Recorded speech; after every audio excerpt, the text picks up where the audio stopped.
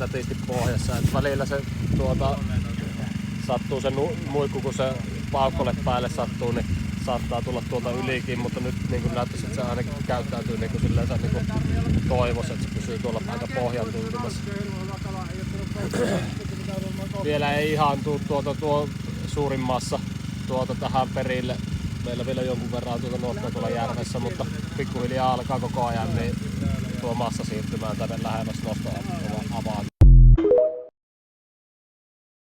Nätisti pohjassa. Et välillä se sattuu se muikku, kun se paukkolle päälle sattuu, niin saattaa tulla tuolta ylikin, mutta nyt niin näyttäisi, että se ainakin käyttäytyy niin kuin silleen, niin kuin toivoisi, että se pysyy tuolla aika pohjan tuntumassa.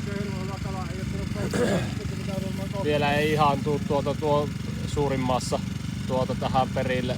Meillä vielä jonkun verran nuottaa tuolla järvessä, mutta pikkuhiljaa alkaa koko ajan niin tuo massa siirtymään tänne lähemmäs nostoavaan.